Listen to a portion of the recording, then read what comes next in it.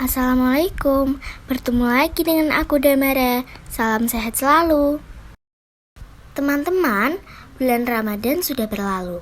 Di bulan Ramadan itu, sebulan penuh kita menjalani rutinitas unik yang berbeda dengan bulan-bulan lainnya. Selama bulan Ramadan, pahala dilipat gandakan. Bisa jadi ini yang menjadi salah satu motivasi banyak orang melakukan kegiatan-kegiatan positif. Berbagi takjil, sholat berjamaah di masjid, menghatamkan Al-Quran, dan lain-lain. Semua itu adalah kegiatan yang keren kan teman-teman?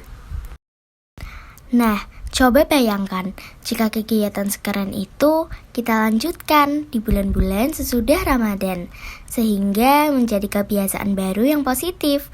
Pasti mantap kan?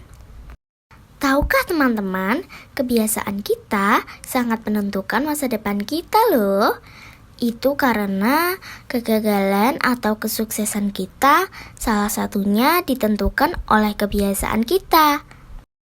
Nah, sebelum kita bahas lebih lanjut, kita cari tahu dulu, apa sih yang dimaksud dengan kebiasaan itu?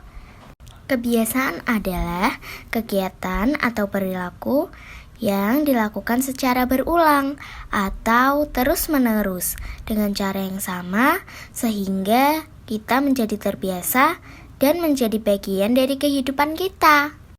Menurut penelitian, suatu kegiatan bisa menetap menjadi kebiasaan jika sudah dilakukan secara berulang dalam waktu tertentu. Tahap pertama adalah tahap pembentukan kebiasaan.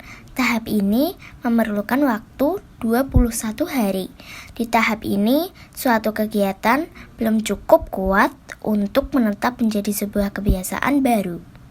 Waktu rata-rata yang diperlukan untuk membentuk kebiasaan baru yang cukup kuat adalah 66 hari atau 2 bulan. Kegiatan yang sederhana akan membutuhkan waktu penguatan yang singkat.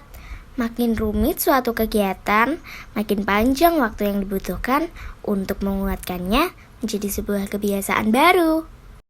Nah, karena bulan Ramadan berlangsung 1 bulan atau kurang lebih 30 hari, maka kegiatan-kegiatan rutin yang kita lakukan di dalamnya sudah melampaui tahap pertama pembentukan kebiasaan, yaitu 21 hari.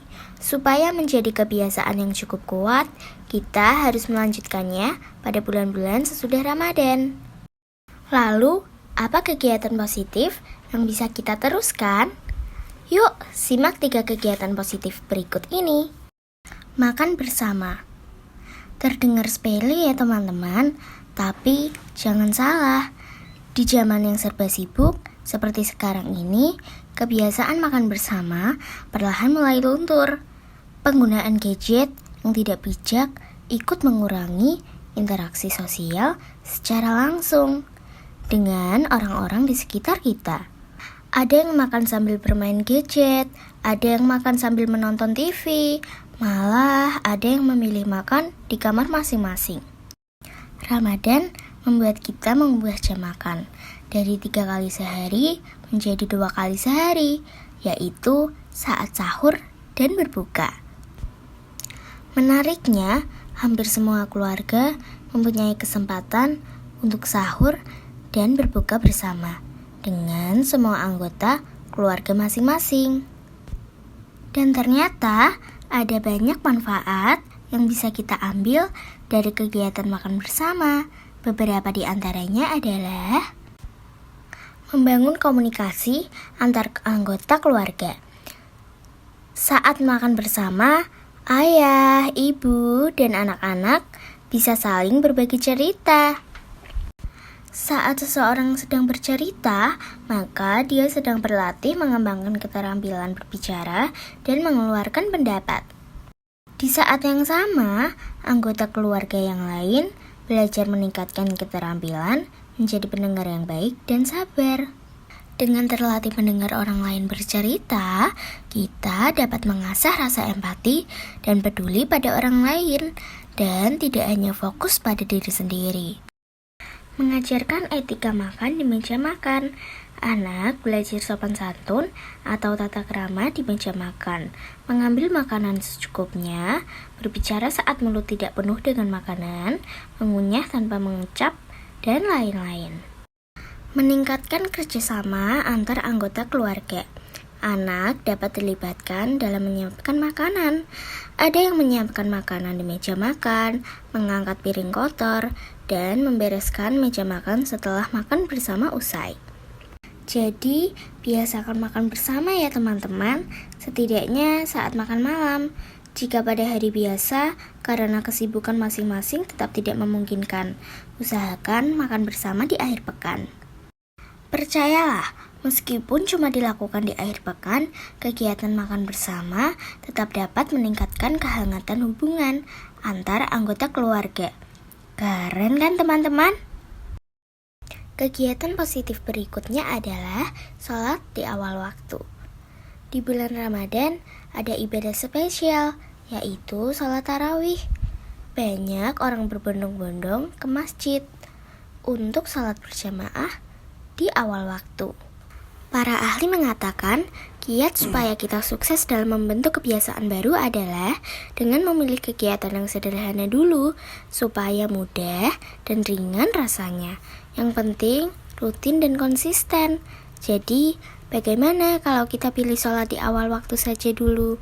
Tidak masalah jika kita masih sholat di rumah, bukan di masjid, dan kita masih sholat sendirian, belum berjamaah. Jadi, mulai sekarang, saat mendengar azan memanggil, yuk kita bergegas bersiap-siap menjalankan sholat. Sulit, mungkin awalnya iya sih, tapi jangan menyerah.